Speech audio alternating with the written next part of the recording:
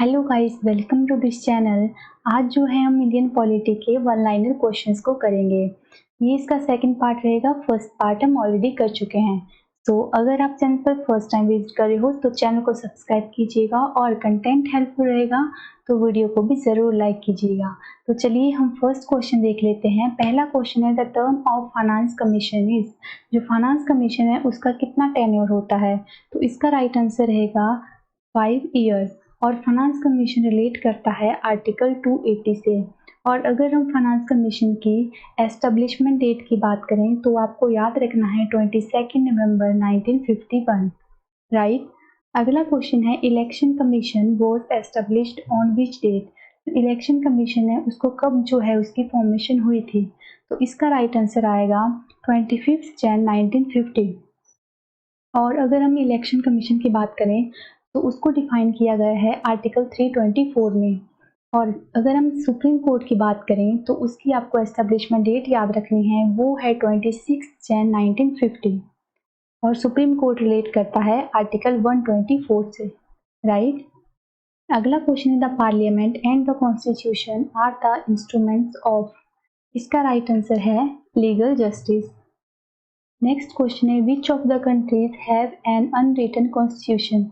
तो इसका right answer आएगा यूके। अगला क्वेश्चन है, where is the national emblem of India taken from. The national emblem है उसको कहाँ से लिया गया है? तो इसका सही आंसर आएगा the lion capital of Ashoka at Sarnath. अगला क्वेश्चन है, when was the Indian government adopted the national emblem of India. National emblem है उसको कौन सी डेट को अडॉप्ट किया गया था by the government of India? तो द राइट आंसर इज 26 जनवरी 1950। अगला क्वेश्चन है, number of spokes in Indian national flag is. इसका राइट आंसर आएगा दैट इज 24। अगला क्वेश्चन है, what is the ratio of length and width of Indian national flag. तो इसका सही आंसर आएगा 3:2। इस क्वेश्चन में गाइस आपको एक चीज अच्छे से नोटिस करना है कि ratio of length and width पूछा गया है। ये कई बार जो है ratio of width and length पूछा जाता है। तो यहाँ पर अच्छे से आपको क्वेश्चन को देख लेना है। अगर लेंथ रेशियो विड्थ पूछा जाए तो 3:2 आएगा और विड्थ एंड लेंथ पूछा जाए तो 2:3 आएगा। अगला क्वेश्चन है, when was Indian national flag adopted. जो नेशनल फ्लैग है उसको अडॉप्ट किया गया है 22 जुलाई 1947 को, राइट। अगला क्वेश्चन है, what is the time limit of national anthem.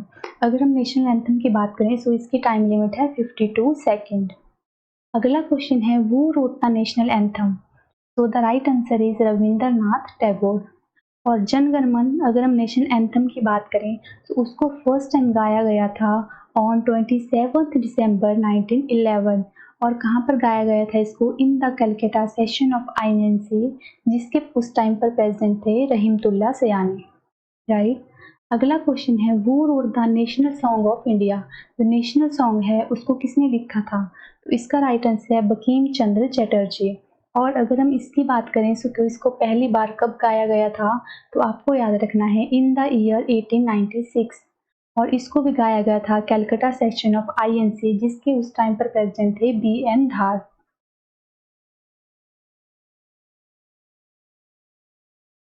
अगला क्वेश्चन है, who estimated the national income for the first time. तो the right answer is Dadabhai Naoroji.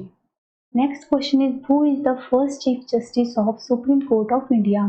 Supreme court of India का पहला जस्टिस कौन था? तो इसका राइट आंसर है हीरालाल जय कन्हैया। दैट इज इनको शॉर्ट में कहा जाता है HJ कन्हैया, राइट। और अगर हम प्रीवियसली हमने डिस्कस किया कि सुप्रीम कोर्ट की जो एस्टेब्लिशमेंट डेट है वो क्या है, तो 26 जनवरी 1950। और नेशनल जो एम्बलम है उसको भी अडॉप्ट किया गया था 26 जनवरी 1950। और इलेक्शन कमीशन की अगर बात करें तो उसकी एस्टेब्लिशमेंट डेट थी 25 जनवरी 1950। आपने सभी को जो एक दूसरे से रिलेट करते चलना है ताकि आपको इजीली जो है चीज़ें याद रहें। अगला क्वेश्चन है, which is the first state in India formed on the basis of language. तो इसका राइट आंसर आएगा आंध्र प्रदेश। और इसको फॉर्म कब किया गया था? 1953 में। नेक्स्ट क्वेश्चन है, who is the first ICS that is Indian civil servant of India. तो आपको नाम याद रखना है पर्सन का, ही इज सत्येंद्र नाथ टैगोर।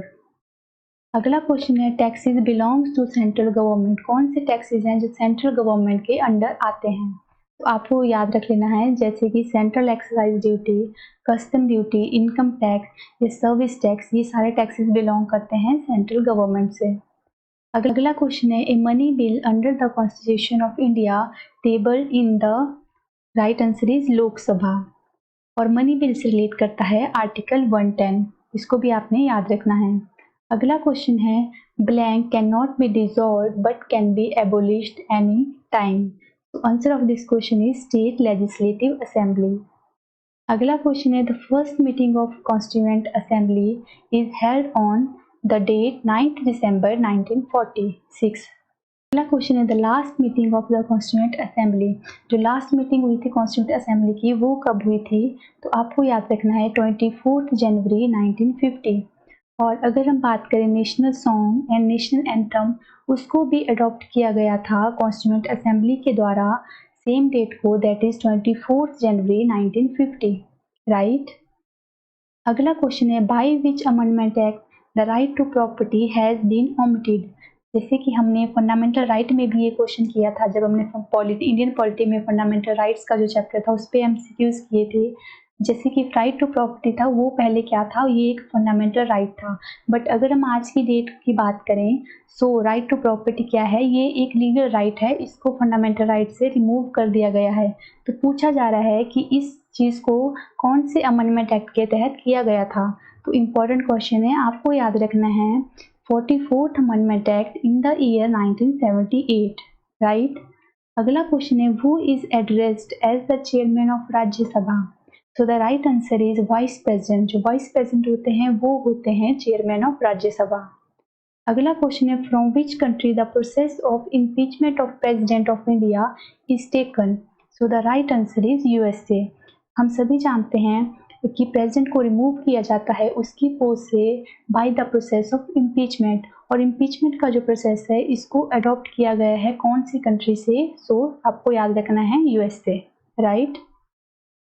अगला क्वेश्चन है इंडिया एंड चाइना साइन पंचिन पैक्ट इन द ईयर। आपको ये ईयर याद रखना है 1954।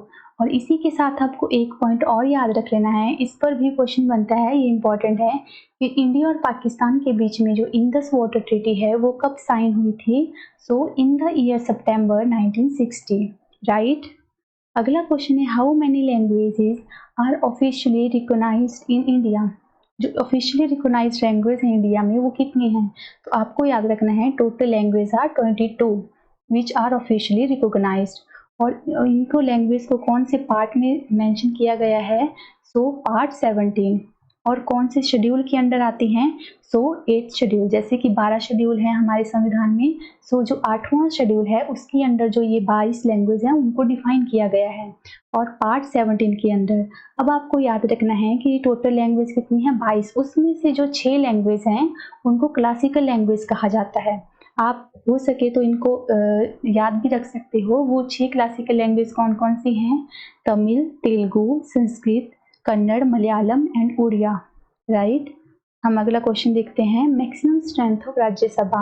अगर हम राज्यसभा की बात करें तो टोटल मैक्सिमम स्ट्रेंथ रहती है 250, और 250 में से भी जो स्टेट एंड यूटी की स्ट्रेंथ होती है वो 238 होती है, और जो 12 जो मेंबर होते हैं वो नॉमिनेट किए जाते हैं प्रेसिडेंट के द्वारा, राइट गाइस।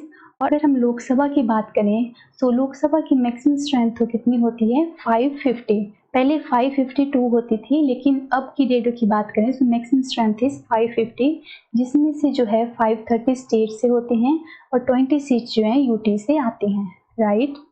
अगला क्वेश्चन है वो was the first chairman of planning commission. अगर हम प्लानिंग कमीशन की बात करें तो पहला चेयरमैन कौन था? तो आपको याद रखना है पंडित जवाहरलाल नेहरू। और इसकी जो स्थापना हुई थी प्लानिंग कमीशन की वो कब हुई थी? 15 मार्च 1950। और प्लानिंग कमीशन क्या है? So it is a non constitutional body, right. अगला क्वेश्चन है वो appoints the chairman of UPSC.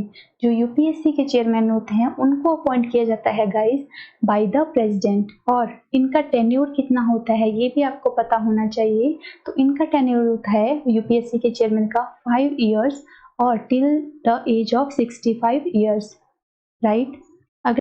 अगला क्वेश्चन है first general election was held in which year? तो द आंसर इज 1951। तो गाइज ये सभी क्वेश्चंस जो है बहुत इंपॉर्टेंट है एग्जाम के पर्सपेक्टिव से। तो आई होप कि आपको कंटेंट अच्छा लगा होगा। प्लीज़ सेशन को लाइक करके ज़रूर जाइएगा और इसी के साथ में हम मिलते हैं किसी नए सेशन में। तब तक के लिए bye bye and take care.